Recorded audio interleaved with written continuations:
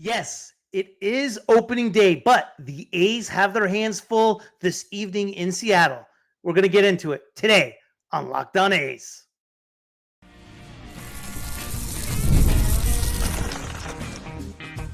You are Locked On A's, your daily podcast on the Athletics, part of the Locked On Podcast Network. Your team every day.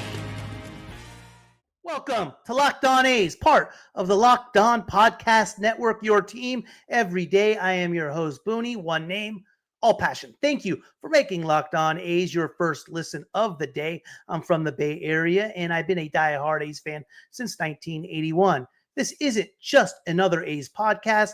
This is the most informative and insightful show on the A's, period. We cover the A's every single day.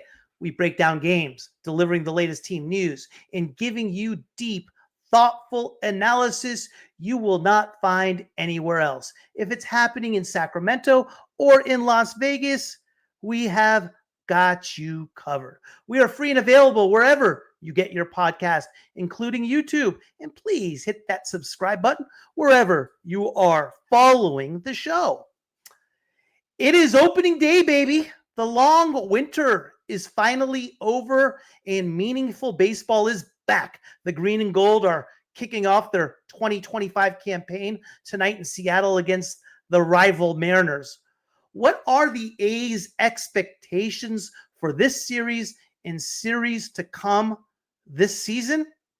We're going to get into that a little bit later. Speaking of the Mariners, what can we expect from them? What is their outlook for 2025? We will no doubt cover them. I've got everything you need to know to get hyped for the first pitch. So buckle up because we're diving right in. Okay, let's set the scene. It's going to be a chilly one in Seattle tonight with temperatures hovering around 54 degrees at first pitch and an 84% chance of rain. The good news? The rain chances drop as the night goes on, 40% by 8 p.m. and just 18% by 9 p.m. I am sure it is nothing to worry about for all of you at the Vegas watch party. Have one for me. But if you're heading to T-Mobile Park, bundle up. It's going to feel more like football weather than baseball weather. The Athletics come into this season with a lot of questions, but also plenty of optimism after a strong spring showing. They went 17 wins, 14 losses, and 1 tie in Cactus League action, while the Mariners struggled to an 11-19-2 record. Spring training records don't mean much once the real games start, but hey, it's a nice little confidence booster heading into tonight. Let's talk about tonight's pitching matchups because it's a good one. Taking the mound for the A's is none other than Luis Severino, our big offseason acquisition and the new ace of this young pitching staff. Severino signed a team record $67 million deal this winter, and the expectations are sky high.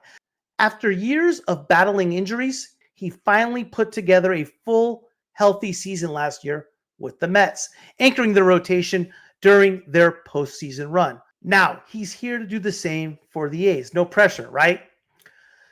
On the other side, the Mariners are countering with Logan Gilbert, one of their many homegrown arms. Gilbert is coming off a solid 3.60 ERA season and has been a thorn in the A's side since his debut in 2021. He's made 12 starts against the A's with an impressive 3.09 ERA in those outings. But here's the thing. Gilbert had a rough spring, giving up multiple runs in 4 of his 5 appearances. If he's not fully locked in yet, this could be a golden opportunity for the A's to jump on him early and set the tone for the series. Now let's talk about the bats. As the road team, the A's get to hit first. And leading things off will be none other than the Law Dog, Lawrence Butler. Butler has reclaimed his spot at the top of the order after an impressive spring, and he's primed for a breakout season. Following him will be the former All-Star Brett Rooker in the 2-hole. Center fielder J.J. Bleday batting third, and starting catcher Shea Langoliers in the cleanup spot. That's a dangerous top half of the lineup with plenty of pop. Of course, I am just speculating.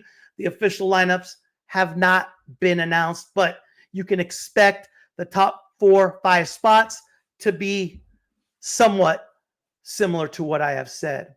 The big question mark for this team is going to be the bottom half of the order. Jacob Wilson in the 9 hole, Luis Urias in the 8 hole, and Gio Urshela in the 7 hole. Again, speculation, but I do expect it to be somewhat similar to what I said. Local media writers have suggested that there is going to be a platoon in left field with Andahar and Seth Brown. I have a hard time believing that. I've had a hard time believing a lot of what they have said in the offseason, and nothing has changed today. I don't believe they watch games. At second base, we will start the season with off-season pickup Luis Urias, filling in for Zach Geloff, who's out with a broken hand. But keep an eye on Max Muncy. He broke camp with the team and could steal some at-bats if Urias struggles. Then there's Jacob Wilson at shortstop and Gio Urshela at third base, both of whom should be upgrades over last year's options. And of course, we're all watching Tyler Soderstrom at first base to see if he can take the next step forward. The pieces are there for this offense to be at least league average and maybe even better if some of these younger guys click. After tonight's opener, we've got 3 more games in this 4-game set against Seattle. And let me tell you, the pitching matchups are juicy. Tomorrow night, Jeffrey Springs will make his A's debut against the Mariners ace Luis Castillo. Springs is coming off Tommy John surgery and looked very okay this spring. The team will likely handle him with care early on, but he has the talent to go toe-to-toe with Castillo.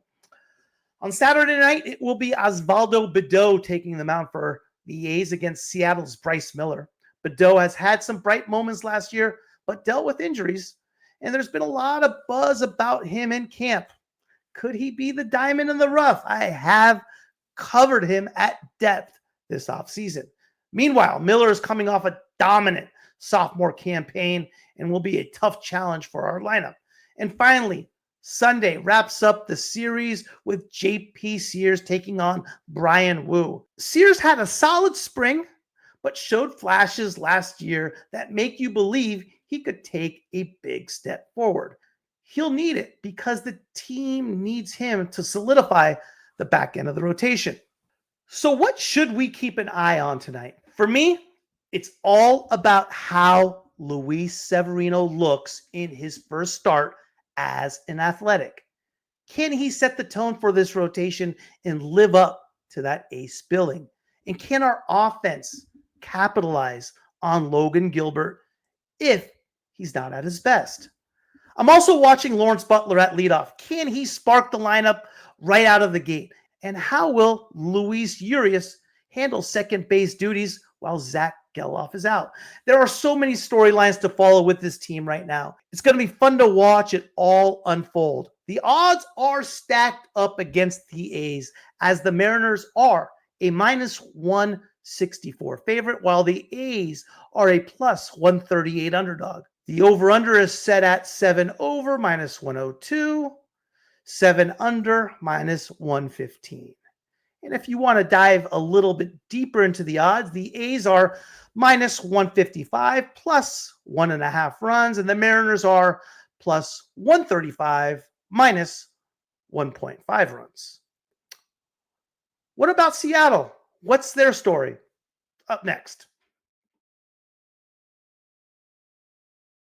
This episode is brought to you in part by Supply House. Get the supplies you need from the site made for the skilled trades. Supply House. Whether you are in plumbing, HVAC, or electrical work, Supply House is the reliable way to order products online.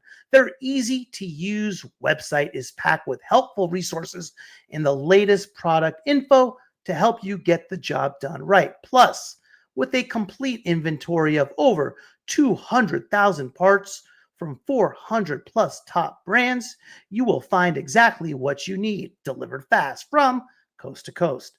You need help with an order? Supply House offers expert support, and industry-leading service, so you will always talk to a real person.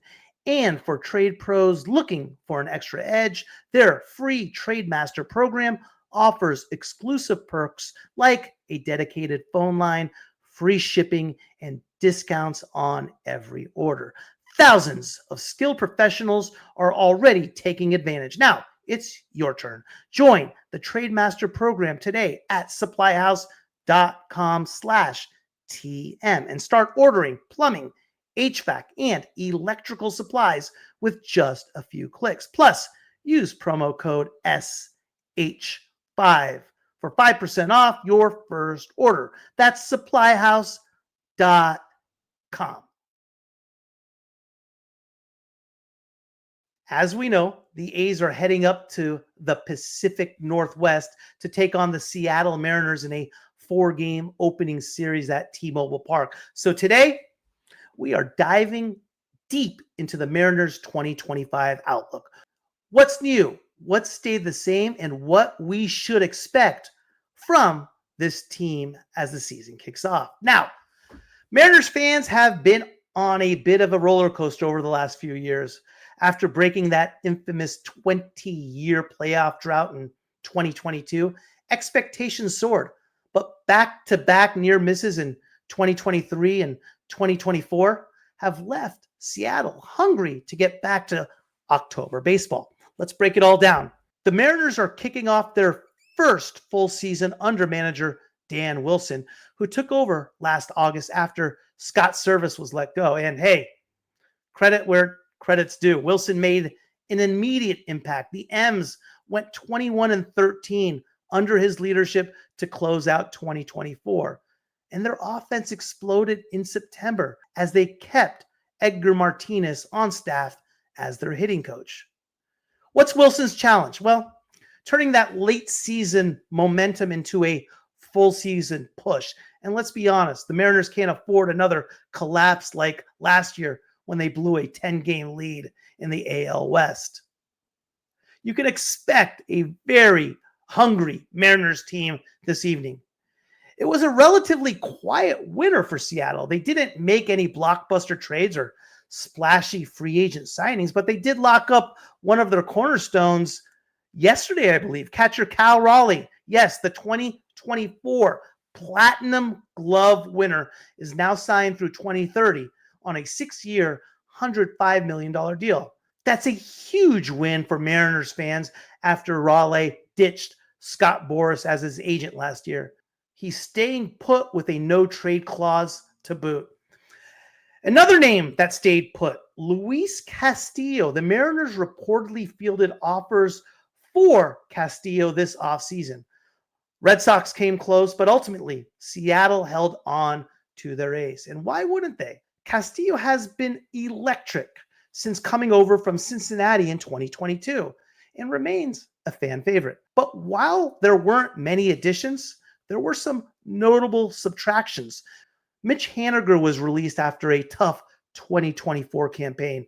Justin Turner wasn't re-signed despite solid production at first base, and utility man Sam Haggerty is gone as well. The biggest hole, first base.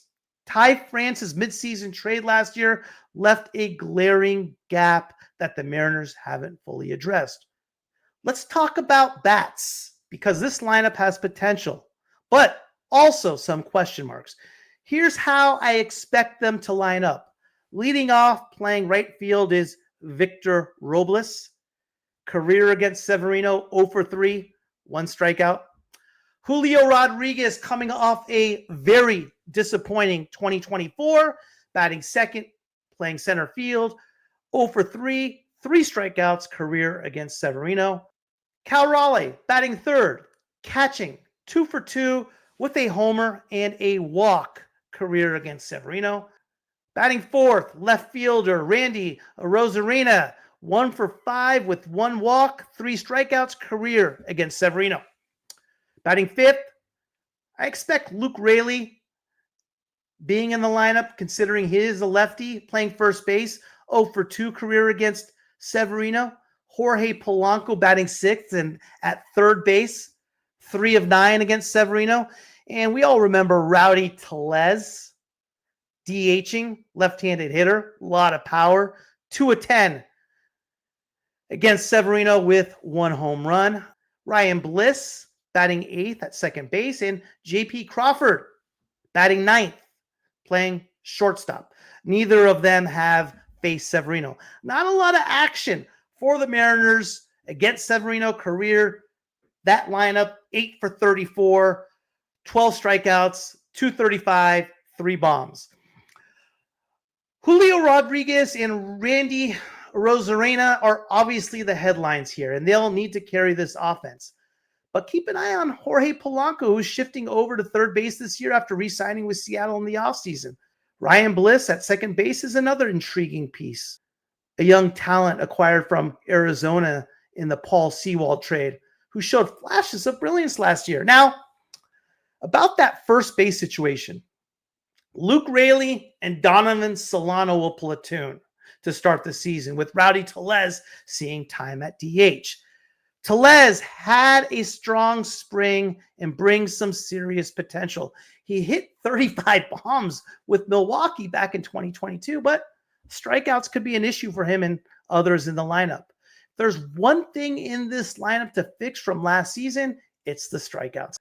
Guys like Arozarena, Raleigh, and Tellez have that all or nothing approach. But players like Julio Rodriguez and J.P. Crawford need to find more consistency at the plate if this team wants to contend. Now let's move to what really makes this team tick, their pitching staff. The Mariners' rotation is arguably the best in all of baseball. Logan Gilbert, who we will see tonight, Luis Castillo tomorrow, Bryce Miller Saturday, Brian Wu on Sunday. Logan Gilbert gets the opening day nod for the first time in his career after an all-star campaign in 2024. He's added a curveball and something he's calling a death ball. Yes, you heard that right. A death ball. He's adding a death ball to his arsenal this year. Gilbert has had success against the A's in his career. Lawrence Butler, 1 for 3 with a double. Rooker, 1 for 13 with 7 strikeouts. Blade, 2 of 12. Langoliers, 2 of 14, even though those 2 hits were 2 bombs. Miguel Andujar, Tyler Soderstrom, and Gio Urshela, a combined 0 for 9. The A's are hitting career 6 of 51 with 19 strikeouts for a batting average of 118 against Gilbert. Well, good news is that they are due. The good news is that George Kirby is currently sidelined with a shoulder injury, but is expected back later this season, which will only make this rotation scarier, but the A's will miss him this weekend. As for the bullpen, it struggled last year without Matt Brash, but he's back after missing all of 2024 due to Tommy John surgery. Pair him with Andre Munoz, who has a devastating new changeup, and Gregory Santos, and you've got a bullpen that can shorten games in a hurry. While Seattle didn't make any splashy moves, they did add some intriguing pieces. I talked about Donovan Solano, which we should see tomorrow night and on Sunday, as the A's are expected to go with lefties Springs tomorrow and Sears on Sunday. He's a contact hitter who could help cut down strikeouts and provide stability at first base or as a utility infielder. Rowdy Tellez, low-risk signing with a high reward potential if his power translates. Matt Brash, we just talked about him, technically not an addition, but he feels like one after missing all of last season. What to watch for in this series? Defensively, Seattle is rock solid up the middle with Julio Rodriguez in center field, J.P. Crawford at shortstop, and Cal Raleigh behind the plate. If the A's want to manufacture runs, they'll need to take advantage of any mistakes made by Seattle's corner infielders or test their outfield arms on aggressive base running.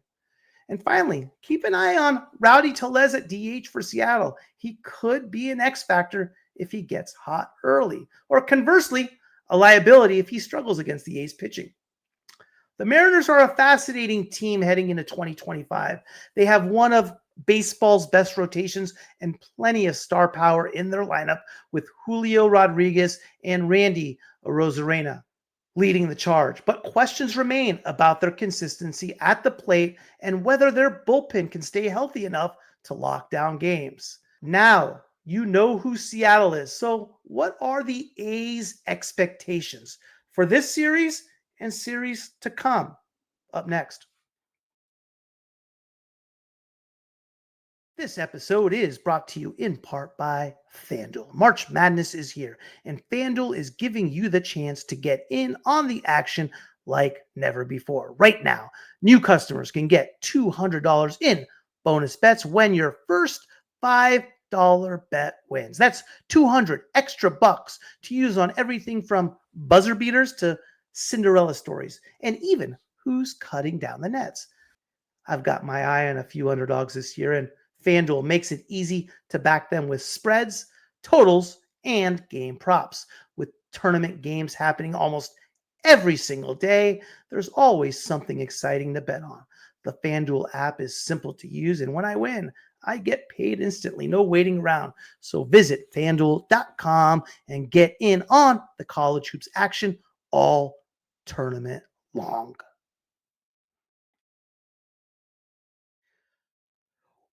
When you go into a season, you have to understand it's a marathon.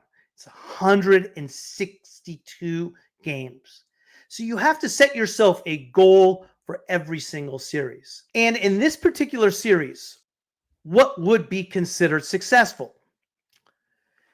Against a team like Seattle. Now, Seattle would be considered a division rival, someone that is going to contend to win the division and will contend for a playoff spot. They are a very good team. I would put Seattle, I would put Texas, I would put Houston in the same category.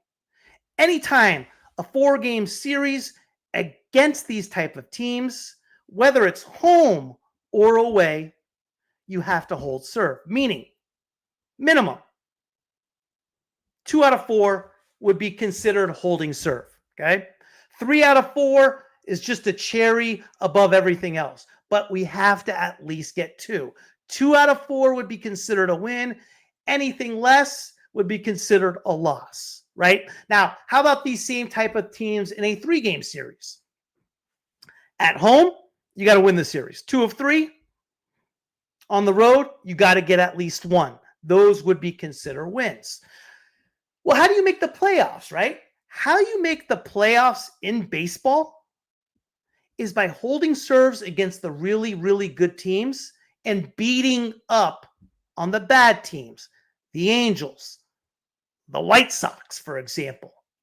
If we play the White Sox or the Angels on the road or at home, we got to win 3 of 4 in a 4-game set.